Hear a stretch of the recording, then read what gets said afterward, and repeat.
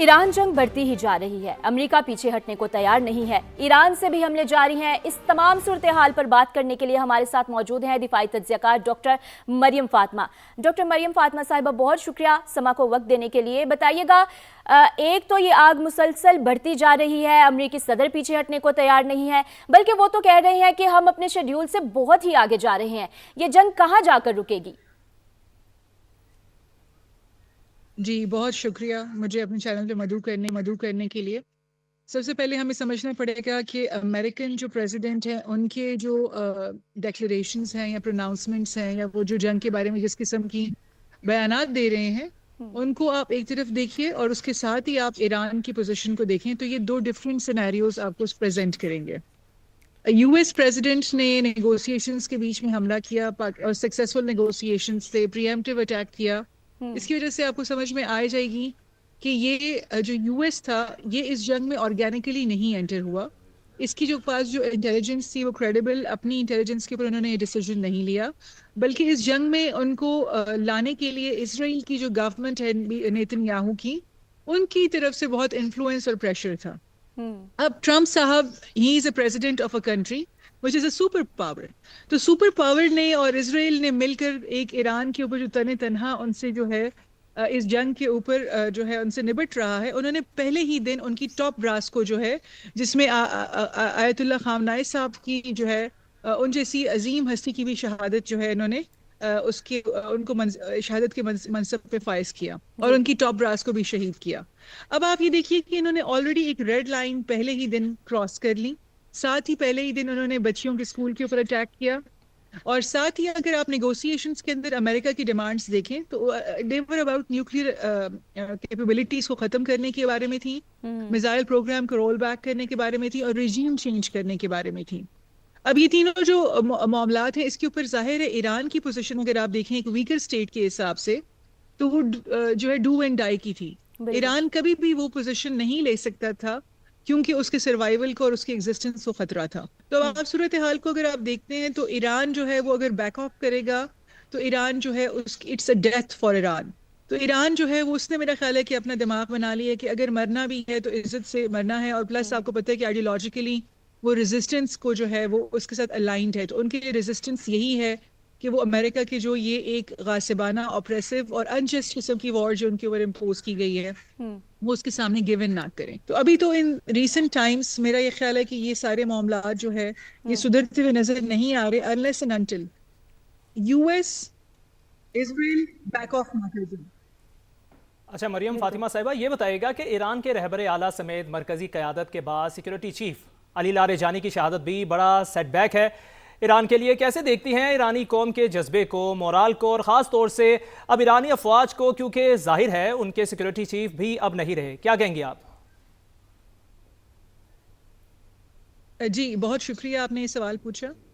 मैं ईरानियों के बारे में आपको एक पॉइंट ऑफ व्यू जो है वो मैं अपना ये आपको पेश करना चाहती हूँ कि पहला दिन जो था जंग का वो बहुत सख्त किस्म के जो है उन्होंने हमले किए और उन्होंने उनकी टॉप ब्रास को शहीद किया जी। जब ईरान उस शहादतों के बाद उनकी जो फोर्सेस हैं और उनकी जो अवाम है, अगर उस वक्त वो क्योटिक सिचुएशन का शिकार नहीं हुए तो अभी तो मुझे लगता है कि दे वर एक्सपेक्टिंग इट।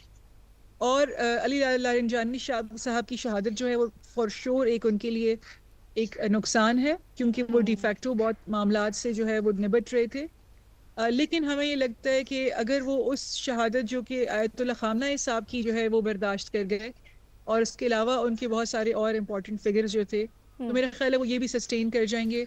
और एक मुझे सबसे अहम बात ये लगती है कि जो इनकी गवर्नमेंट है उनके खिलाफ जो पॉपुलेशन है या जो उनके साथ अलाइन नहीं है, डाइसेंट शो करती है, वो भी 100% अलाइंड है अपनी गवर्नमेंट के साथ।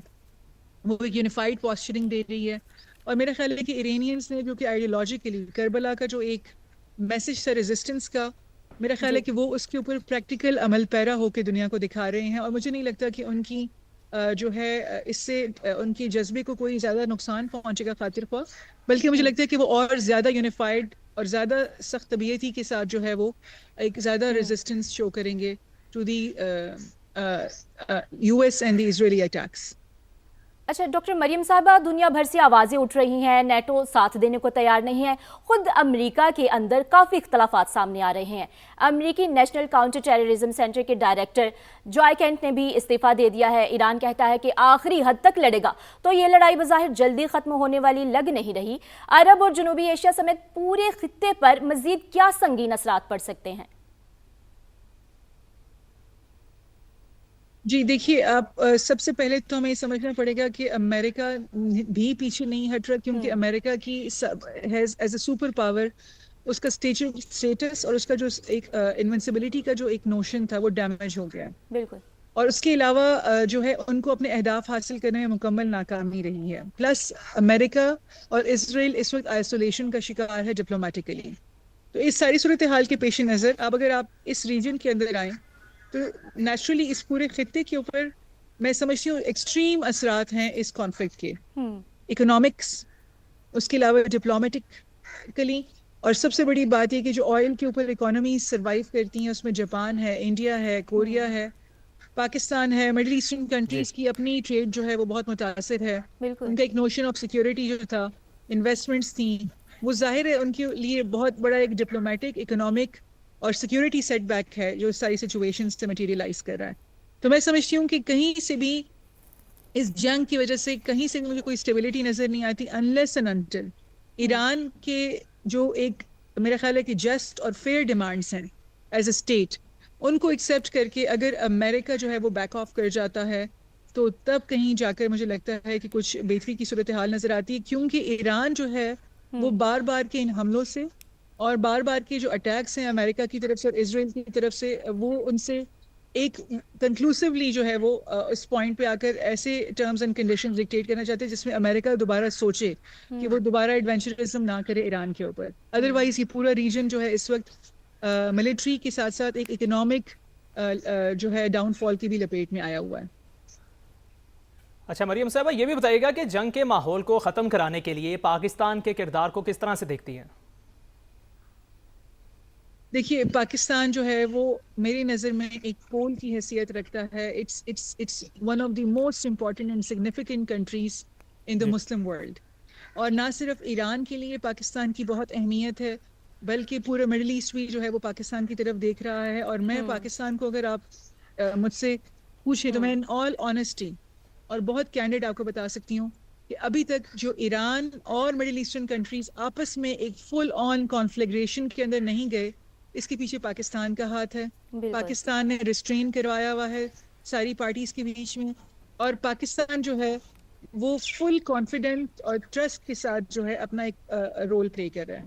लेकिन साथ ही साथ पाकिस्तान के कुछ चैलेंजेस भी हैं। सबसे पहले हमारे इकोनॉमिक चैलेंजेस हैं, हमारे मुल्क के अंदरूनी मामलात भी आपको नज़र आ रहा है कि वो काफ़ी हद तक पाकिस्तानी गवर्नमेंट कंट्रोल करना चाह रही है।